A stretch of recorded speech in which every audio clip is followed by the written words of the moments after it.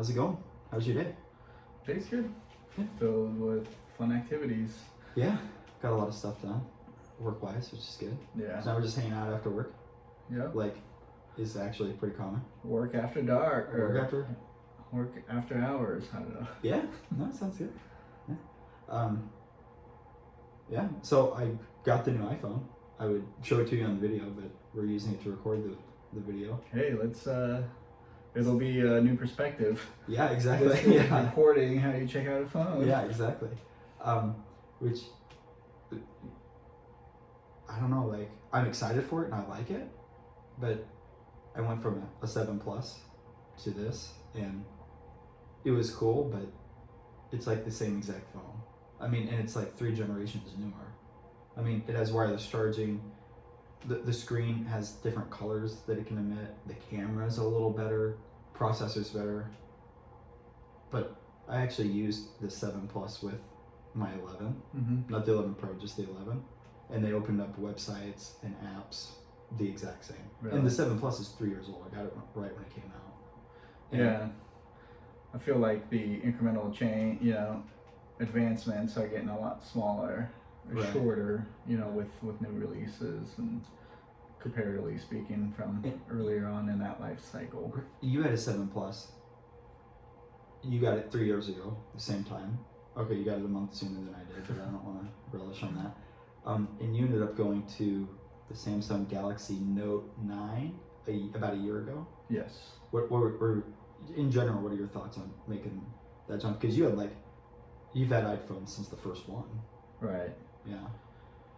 Yeah, I mean, just my thoughts on moving away or going to Android, moving away from Right. iOS. I honestly don't have too much to say. I'm not a power user, and I really underutilize my phone that I have now, and similarly with the iPhone 7 Plus that I had. But some of the major changes are there's just like, you can, the screen, like when you're watching YouTube and you want to switch to a different app, you get like a little, like picture in picture, so you have those. Oh yeah, like the iPad iOS does that. Oh, But okay. yeah, but not the phones. Yeah, and the biggest physical difference addition is there's a pen, Which is pretty cool. which is cool, but yeah, it's definitely. I'm trying to find something to be like, wow, that's really crazy and different. Yeah, Well, I don't know. You know, I'm so lame when it comes to like new phones these days. I know. I'm honestly they're just not kind of as- at that point though. Yeah, I'm honestly just not as excited as I used to be. Right. And Well, yeah, I mean, I think for me, Apple made sense since I have the watch, the iPad, the iMac, Apple TV. I like AirPods. My wife has those. So just kind of staying within that ecosystem makes sense. But it used to be the reason that I liked, get my hands on the frame. I used to like Apple this much more than Android, but over the years it's like about that much more. yeah, And a lot of the services I use on my phone, actually, just very recently I downloaded Google Photos, which is like, because I've been backing up gigabytes of photos to an external hard drive, which is very slow read-write speeds. It takes forever. Google Photos, you can have a 16 megapixel picture or unlimited up to 16 megapixels, which is more than my 12 megapixel phone could take, and unlimited 1080p video automatically. Like as soon as I take this video, it's going to automatically upload to Google Photos. Oh, and there's unlimited storage? Unlimited storage, as long as it's under 16. Unless it's under those specifications. Yeah, which it is far more than, my phone, my 11. Yeah. Which I love Apple. I don't mean to diss it, but it's not even 1080p screen. So if I want to see 4K, I have to hook it up to a TV or watch it on an iPad, Mhm. which isn't even 4K. And so it's like I like Apple and all of their Apple accessories, but I'm using like Google Docs and Google Drive and some of these other things to where it's like, and all the phones work well and they're all snappy. I don't know. I feel like right now, Yeah. it does. It used to make a difference. Yeah. And I used to like Apple used to be so much better, but now it's like, Yeah, it almost sounds like, the Apple ecosystem is great because it's very, cross everything's connected between all your Apple or iOS, macOS devices. Right. It works beautifully. But if you're if you're trying to use services outside of that, it seems like everybody uses Google and stuff, and Right. it's kind of like if you're within the Apple ecosystem, it works beautiful and amazing. But then as soon as you want to reach outside of that, it's like you don't really want to use their version of what is it, like iPhoto or iCloud or something. Oh like yeah, that. yeah, Like, yeah. No, exactly. Yeah, exactly. yeah. Like, or even like their pages and their numbers. Yeah. It's like, I mean, and I have Excel on my phone, but there's actually some advantages to Google Sheets, like even above. Because I guess if I had Microsoft 365, it would be fine. But again, Google's free, you know. Yeah. And I'm not writing Visual Basic code for my personal spreadsheets. It's like Google Sheets is far sufficient to do that. And for writing, I do a lot of writing. It's really great for, in fact, we even shared, show notes through Google Docs. So it's like, United? yeah, we might have shared that Google Doc. Oh, with you. okay. Yeah, Okay, yeah. And so we use that, and so I don't know. I mean, actually, with that thinking, like I like, and also Apple's using a lot of Samsung. So it's interesting. Apple's using a lot of Samsung technology with the screen and the wireless charging, and probably some other things, and then they're using a lot of things from Google. They've incorporated beautifully a lot of Google things in. Like now, I can email directly from the Gmail app. Where before it was like, if you want to like share something within iOS, you had to use their stupid mail service. Yeah. So it's like,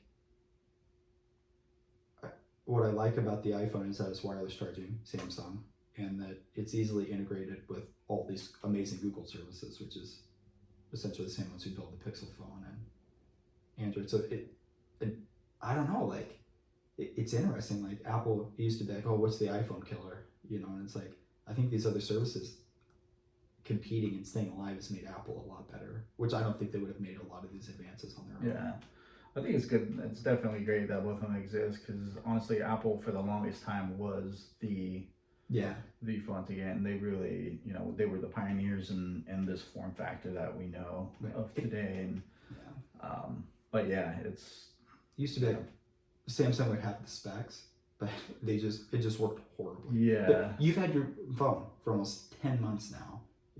Does it have that, what I would consider stereotypical slowdown of Android and not as snappy? And has it gotten frustrating, or is it basically feels like it's just out of the box? It feels like it's out of the box. From my experience, I have ridiculous. not experienced any like noticeable slowdowns that that I'm aware of. It's very snappy. It seems to work great. The only thing is like every 7 days I get a notification saying, hey, restart suggested, which Apple never does that. But this one's like every 7 days. It's like restart me, which Right.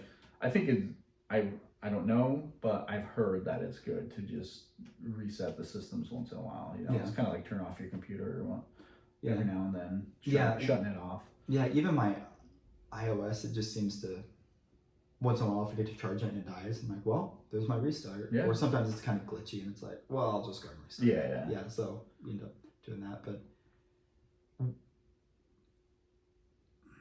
I wonder what's next with phones, in that I think it's fair. Again, I had a 7 Plus, and I like my 11. I'm glad I got it. It's gonna end up being like $15 a month after trade it and all that other stuff the next 2 years. But it's not a significant difference between the 7. And the 7 is not a significant difference to the 6, which is like almost half a decade ago, nearly.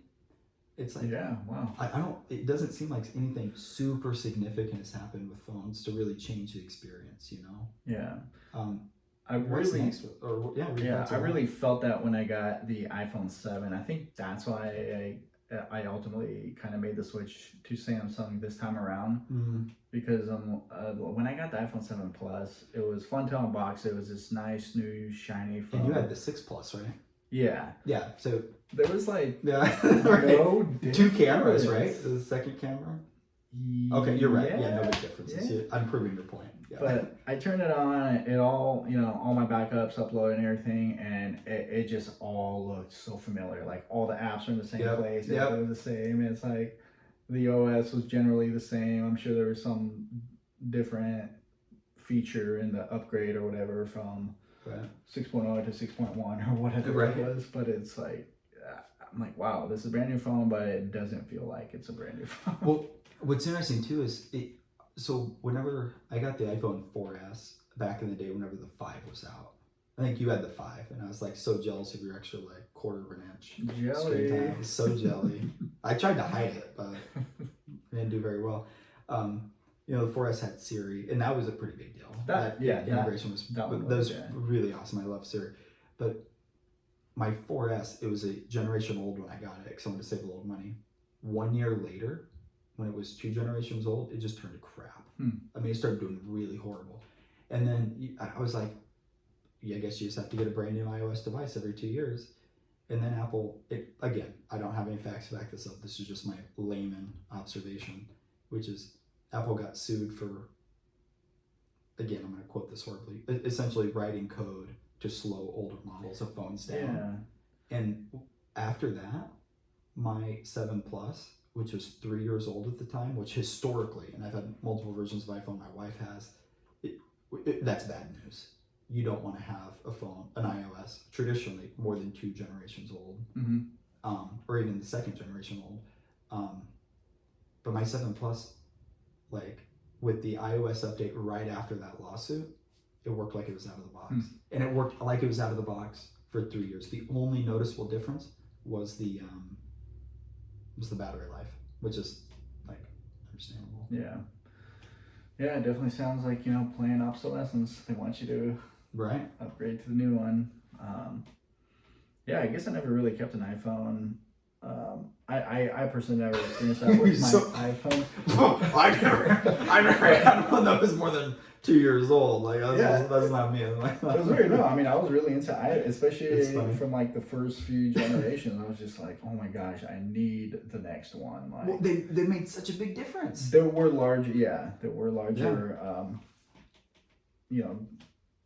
technological gaps. It seemed like 3GS was a big one because you got off the edge way faster. Yeah, it was way faster. You definitely wanted that, and better cameras than Siri was kind of a big one. But yeah, I felt like I don't know.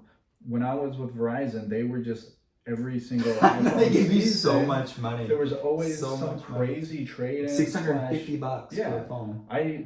I've only paid retail price for the iPhone 1, the very first one. Really? Yeah. So after that, it was just like they just wanted you to get a new iPhone or to stay with them because you had to sign like a 2-year contract or something. Yeah. So they were basically handing them away if you turn in your old phone. Apple loved that. Yeah. I don't know. So I mean, it just seemed to have worked out. Otherwise, I wouldn't have. Right. And I'm gonna say right now, I would not buy the Note 9 for full retail price. The only reason why I have it is because again they offered me $1 million for my old iPhone. So it's like, okay, right, just get a new phone for $100. It's like, yeah.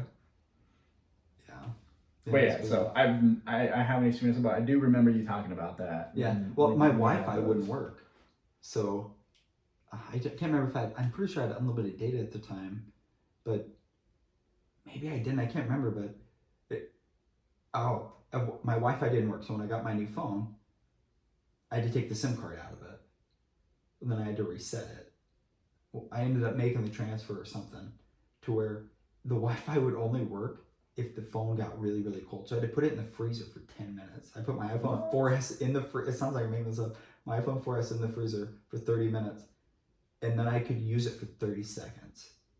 So I had to be able to reset it. So I had to reconnect to Wi-Fi. I had to turn it off, put it in the freezer, and within a really short amount of time, I had to turn it on, connect to Wi-Fi, turn off the Find My iPhone, and enter all this other stuff because for some reason the cellular wasn't working. So that made it really difficult. What the heck do you do to your phones, man? I know.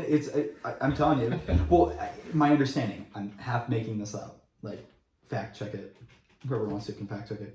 But Apple, we don't want the phones to overheat, so we said if it got over a certain temperature to shut down some core functions, like Wi-Fi or whatever. Yeah. So at room temperature, there was some glitch in there. At room temperature, it was no, I'm not going to work. So I did it get super cold. So it wasn't a hardware thing. It was definitely a software thing, for sure. Yeah.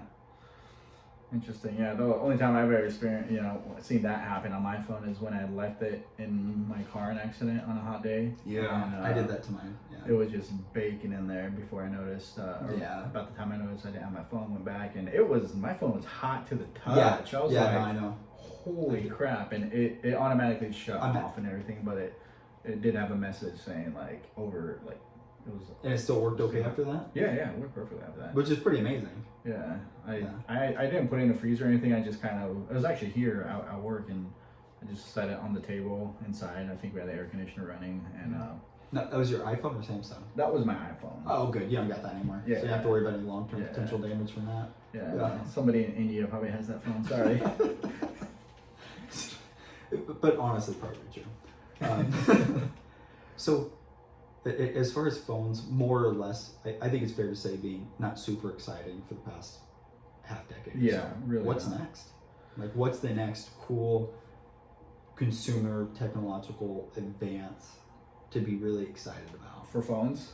I think for phones, or I'm going to kind of lead the conversation a little bit, potentially wearable technology, like as far as what's the next really exciting way for people to interact with social media, to be able to call in the ways that we use our phones now, which are very integrated into our lives. Like, I mean, I guess, I don't know. Probably some type of wearable for sure. I mean, it's probably going to get to a point where, if we're talking way out in the future, yeah, it's going to be something connected to us probably. Like, there's not going to be a physical phone, but maybe not that far out. I don't know. We have the little folding screen phones going on right now. I don't know. I mean, I haven't looked into them. I want to look into them, but it's like, yeah, maybe it's really cool. Yeah, I don't know if that will be a thing or not, but it kind of, it exists now. Right. But yeah, looking ahead, it's got to be something that's on you, or glasses or something, or I don't know, right. Something crazy like that. Yeah, I think, man, I wish we had more time to talk about it. We're gonna wrap it up, but yeah, I think I think that Microsoft HoloLens, or augmented reality, not virtual reality, but augmented reality, so the ability to be able to interact with computers in your natural environment, I see that being really awesome. I've spent a lot of time thinking about what that could be and what that could result in. And they have to get it to a point where it doesn't look so wonky for it to be as usable as I'm hoping.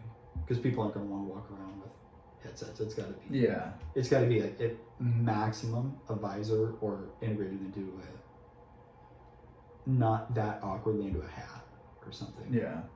For it to be used. Or are people just okay with phones? I mean, maybe we don't need it.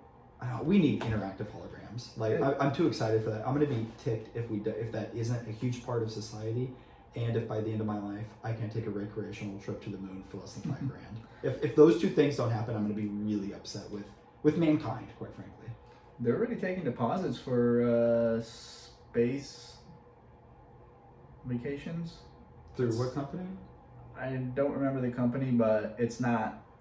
It's definitely obviously not. Is it basically a Kickstarter?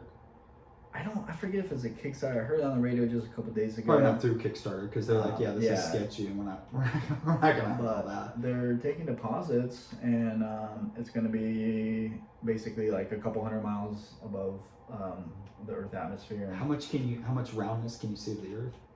If it's really round, I'm kidding. I don't want to get into that.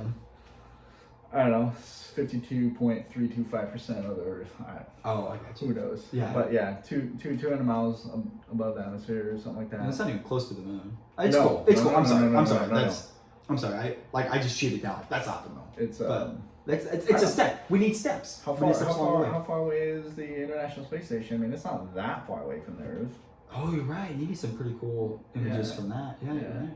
But anyway, I mean, it's like zero gravity. Zero gravity. Zero. Sure. Oh, absolutely. Yeah. Oh, so that's pretty cool. That's pretty cool. I'll take it. That's cool. I think maximum like 4 people can go up at a time, and it's all like shared quarters type thing. No, it needs to happen in our lifetime. Yeah. It has to. Oh, it will. Yeah. Okay. Good. I think they said 2022 is The moon would be really cool. Yeah. The moon would be really neat. Recreational on the moon. Like Futurama has a thing like where, like 1,000 years, like the moon is just a really dumpy like Yeah. amusement park, which is kind of funny where the advancement's going to go. I don't see the moon being colonized per se, because if we can get there and do that, then we're just going to go to Mars and terraform. But one of the moon would be pretty cool. But being in zero gravity is like 40% cool. So if being on the moon is 100% cool, I mean zero gravity is 40% there. It's gonna get there. It's just steps. It's kind of like we got this, and then we get to this. You know, kind of like in technology terms, it gets better and better, right? Like it's and cheaper and so definitely will happen. But yeah, kind of going back to a broad thought of my whole technological thing is. Yeah. Technology is just getting closer and closer to us, till eventually it's going to be in us. Like biologically? Implants and stuff like that. Like just think about like phones used to be this thing that used to be hooked onto a wall. It was a fixed thing. Right. Then we got cordless phones. Ooh, you can take your cordless phone with you. Right. Then we got, I guess, cell phones. And then now smartphones. And then, which might as well just be sewed onto our hands. Exactly. Might as well. Yeah. It's gonna be a part of. It's gonna be a part of it. Even HoloLens too. The addition to HoloLens is that we can have interactive holograms. Again, encourage anybody to look up Microsoft HoloLens. Interactive holograms. You can grab a virtual ball and throw it against the wall and it interacts with real physics. That's like putting your phone always on your eyes. So now your eyes are essentially cyborgs. Yeah. So, yeah, and I think another thing to talk about really soon. I know you've been looking up things on, which is Neuralink, which is literally a brain implant that can control your smartphone. I think you're right to. I just saw those two things as it becoming a part of us, but I didn't think about it's a really good point, the long-term evolution of technology. I didn't see the trend of it getting closer to the human body, and that's a good. We're gonna be one with it. We're gonna converge. Yeah, I'm okay with smartphones. I mean, granted, we need to be on them less. I get it, and I'm okay with Microsoft HoloLens. I'm okay with interactive holograms. That's not weird. I understand it. I can't program it, but I understand what it's doing. The two different images to the eyes and adding, 3D illusion. I get that. I'm okay with that. That brain implant. Yeah. I mean, with 10,000 nodes in your brain, I think we're getting locked in. We are getting locked in. I was like, what's speaking of technology? We can. What do we do? We can undo all this, right? From the inside. I think it's set. So I'm saying we can undo it, right? From the inside. I think we walk to a door and we open it. It sets the alarm off, and then we undo the alarm. Perfect. I don't have a code. BT dubs. BT dubs. The alarm's just going off. Yeah, it's fun. I mean, there's sensors on the windows, but not. I think there's motion sensors actually, and on the doors. So I don't know if it's supposed to make that sound. Well, we'll find out. I wonder if it's. Oh no, it's silent. That's silent now. Yep. I think I'm gonna go open a door. Okay. Yeah.